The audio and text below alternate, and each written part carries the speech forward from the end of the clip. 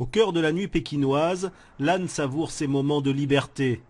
Comme de plus en plus de jeunes chinoises, elle est célibataire, par choix, ni mari ni maître, dit cette féministe du haut de ses 27 ans. Comme chaque soir, elle retrouve quelques amis dans ce bar underground d'un vieux quartier de la capitale.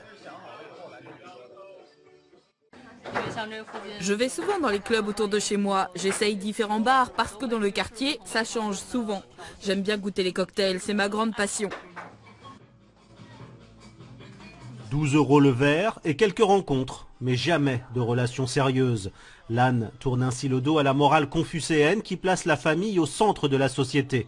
Elle est célibataire comme 240 millions d'autres Chinois, soit plus d'un tiers des 25-55 ans. La tendance est exponentielle et très récente. La Chine est aujourd'hui le pays qui compte le plus de célibataires au monde.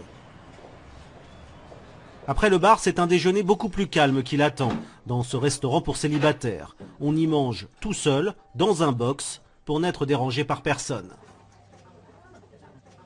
Ce restaurant n'est pas à côté de chez moi, mais je viens quand même souvent ici. Et je l'ai fait découvrir à mes amis. Tout le monde aime bien cet endroit. Sun Yun, le patron, est lui aussi célibataire par choix. Il a créé ce restaurant en s'inspirant d'un concept japonais.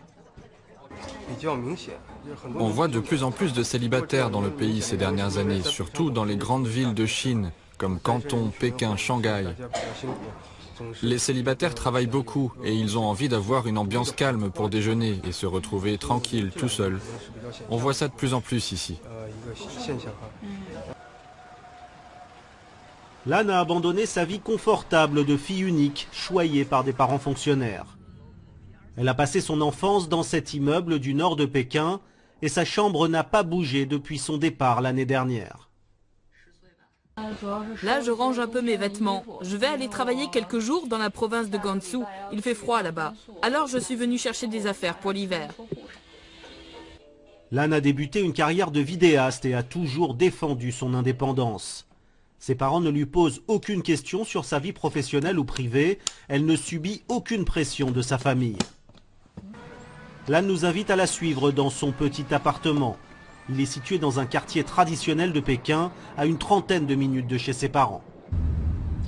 Je ne retourne pas souvent chez mes parents. C'est seulement si je dois faire ma lessive, laver mes draps. Lan habite dans un petit immeuble un peu décrépit, typique des années 60. Elle loue une chambre dans une colocation pour 400 € par mois, soit un tiers de son salaire. Le mode de vie de ces jeunes Chinois ressemble de plus en plus à celui des Européens. C'est ma chambre. Désolée, c'est un peu en désordre.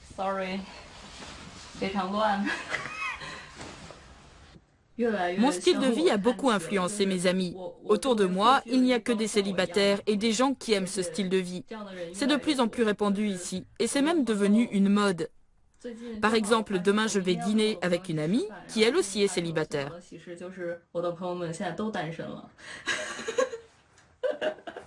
Mes parents ne disent rien. Par contre, je suis retournée récemment voir ma grand-mère et elle m'a dit « La prochaine fois que je vais là-bas sans amener de petite amie, alors ce n'est pas la peine de venir. » Cette tendance, l'éditrice et sociologue Cynthia Ma l'observe depuis un moment, en particulier dans les grandes villes.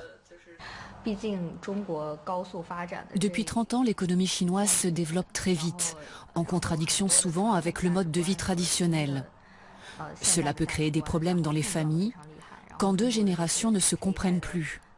Mais c'est une évolution normale. Et c'est un nouveau mode de vie qui se met en place. Direction donc ce dîner entre célibataires avec son amie, qui elle n'a jamais eu de relation amoureuse et a décidé de vivre toute seule. On a tellement plus de liberté quand on vit toute seule. On peut faire ce que l'on veut, manger ce que l'on veut, dormir quand on veut. Je suis toute seule à décider. Et puis en plus, la vie coûte beaucoup moins cher.